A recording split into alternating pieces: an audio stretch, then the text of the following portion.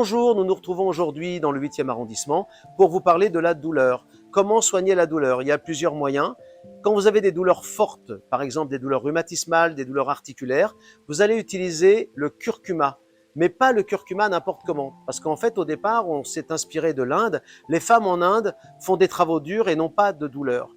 Donc on s'est dit, mettre du curcuma dans l'alimentation, c'est certainement le curcuma qui est utile. Et lorsqu'on a utilisé du curcuma chez nous, eh bien, on s'est rendu compte que le curcuma, eh bien, ça servait à la digestion, mais ça ne faisait pas l'antidouleur. Et d'un seul coup, on s'est dit, mais il faut ajouter du poivre. En effet, en Inde, lorsqu'ils font la cuisine, ils mettent le curcuma et du poivre.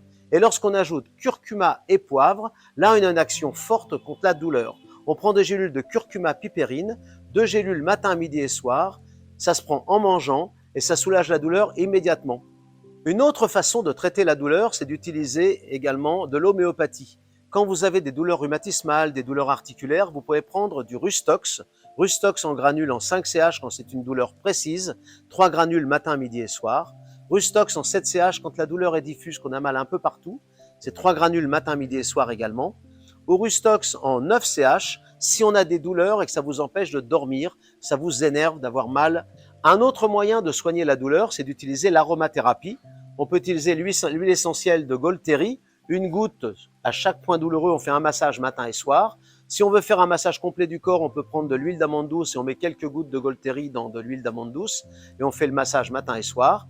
Un massage décontractant lorsqu'on a fait du sport, c'est d'utiliser de l'huile de massage d'arnica. Chez Velleda, par exemple, c'est un très bon produit. On fait des massages de temps en temps.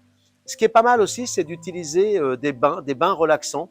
Vous prenez des bains avec des plantes comme la lavande, vous mettez un petit peu d'huile essentielle de lavande et vous prenez un bain avec ça. Ne jamais mettre une huile essentielle directement dans le bain.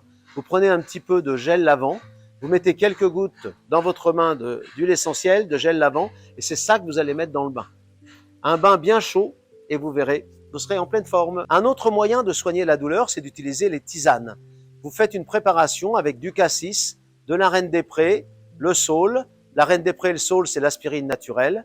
Vous mettez également de la menthe poivrée pour donner un peu de goût ou bien de la verveine. Vous prenez une tisane matin, midi, pas le soir pour éviter de se relever la nuit parce qu'on a bu trop.